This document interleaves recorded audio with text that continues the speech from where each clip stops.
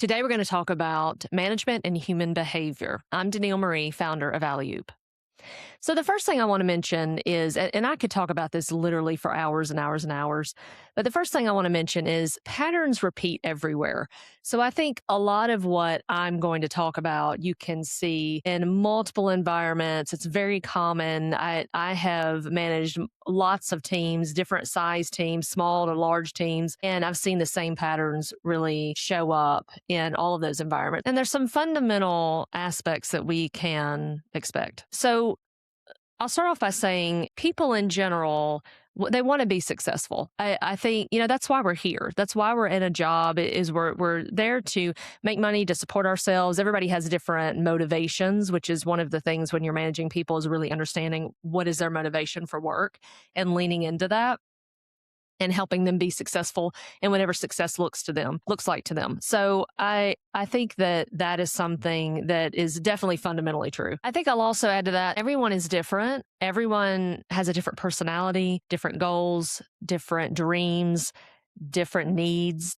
They're going to need a different management style. It is really not reasonable to think you can have the same management style with everyone. And that's going to work. So I think really understanding your employees and what their needs are, which means spending time with them and being able to meet them where they need you to meet them. Now, I will say that sometimes employees, staff want something or they think they need something that is not the case. I've had people that are incredibly good at saying, here's what I need from you as a manager. And I'm able to provide that, and we do great together. And they've been very successful. I've had a lot of people promoted and gone off to do really amazing work.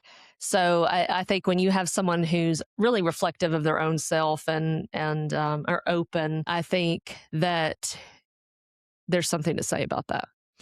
There's also people that don't know themselves as well, or they don't want what they actually need. So I have a specific story about this that I had somebody that was working for me that desperately needed micromanagement. He just could not get it done unless there was a lot of micromanagement going on. Now, I know some people will say, okay, well, then you have to question whether or not that person's right for the job. And that's a valid question. But in this scenario, at that time, the person was there and we were working together. In a conversation with him, he did not feel he needed micromanagement. In fact, he felt the opposite, that because he was being micromanaged at certain points, that was making it difficult for him to work. So I listened to what he said and backed off and gave him a certain amount of time where he could prove that he didn't need it. And that just didn't follow through. But even when it was time to sit back down and talk about it again and demonstrate that it didn't work, that he actually does need micromanagement,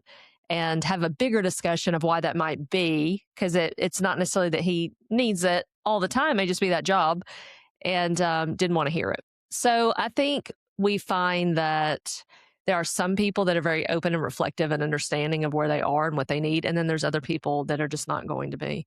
Part of that rolls into the resistance to change, especially if you're a new manager in an environment. It's not always going to be positive, and you have to really do some smart change management techniques when you're trying to make change. But that applies to everybody. It's not just in the big divisions or departments. It's also in an individual seat too. I think in management, communication is key. And I know that might sound cliche. People say all the time, "Oh, communication," but it's so true. And being honest in your communication, clear, consistent, being informative. This is what's going on. This is what we're going to do.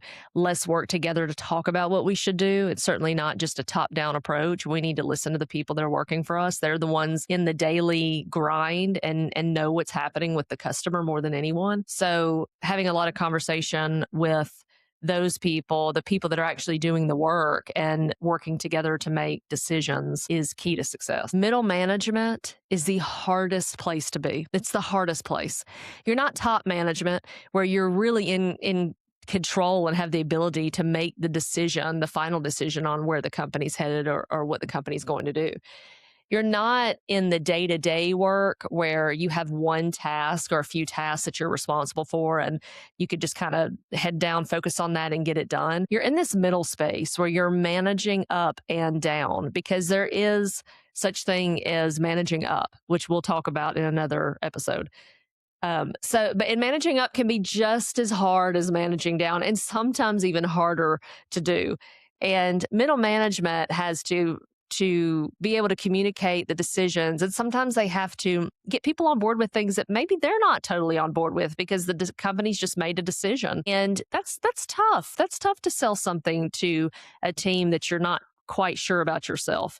And again, we can get into a lot of discussion around, what does that really mean, and how should you handle that when you're in that scenario.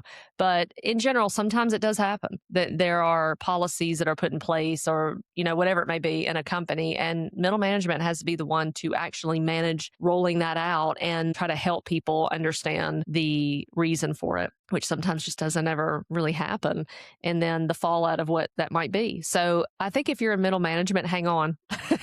Just hang in there. It's a hard job. You have to go through middle management to get to upper management most of the time. So it's a lot of lessons, but it will make you a better upper management person, because you will know what it feels like to be in middle management. Think in management, caring for your people more than yourself is one of the number one things that you can do to be a good leader. When your team knows that you have their back and they can rely on you and you are doing things in their best interest, even when sometimes ideas come along or policies come along that they don't necessarily 100% buy into or love, but they trust you and your leadership, then it goes a lot easier in terms of implementing. Again, it doesn't mean everybody's going to be happy and everything's going to be perfect. But if you're a good leader and manager and they believe that you're behind them, as you should be, and everything's going to be better in the work environment. A manager's job at the end of the day is really to empower people and help them be successful. Seeing the team as everybody's equals, the head honcho is not the boss of everybody. We're all adults and we're all there to do a job. And the lead is there to lead. That doesn't mean that they're more important than anyone else. It just means that their role in that team is to keep people moving and together and supported and accomplish the goal. So I think as a manager and leader, it's important to see yourself that way and empower people. I mentioned about the micromanaging earlier. Sometimes that is necessary, but in general, if you've got a good team, you want to be able to empower people and trust them. Give them things that they're good at. Also, look at your team and realize, if somebody's not doing well in something, it might have nothing to do with that they're not willing to work hard or get it done. It's maybe just not in their forte. It's not in their expertise. It's not in their skill set. And being able to move people around when you see that. I've had that happen. I had one particular scenario early in my career where I had somebody on a sales team that just was not doing well at all. Was every week it was painful, the two of us going through numbers together, because he just wasn't doing well. And the more we got to talking about it, there was an opening in the company somewhere else. It was a completely different job. And he expressed interest in it, and I agreed. I thought possibly it might fit what he seemed to be good at in the job that he was in, and it was worth a shot to go try it.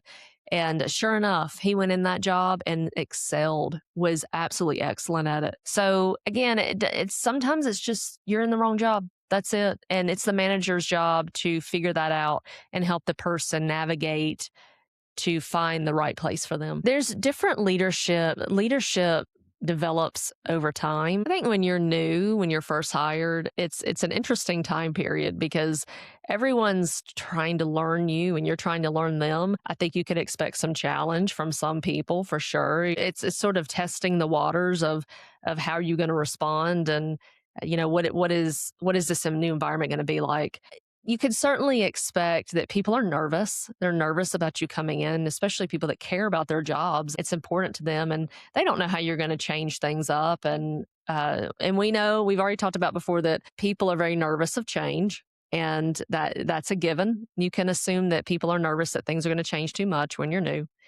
And the best thing to do is give them a glimpse of who you are. Spend time and talk about your experience and kind of how you run your shop and what they can expect and how you like to work with them and ask them how do they want to work with you. What has their experience been in the manager maybe that was there before you, and what did they like or not like, or what was helpful, or what are their traditions that they do. Maybe they do something every Friday together, and maybe that's something that you need to keep.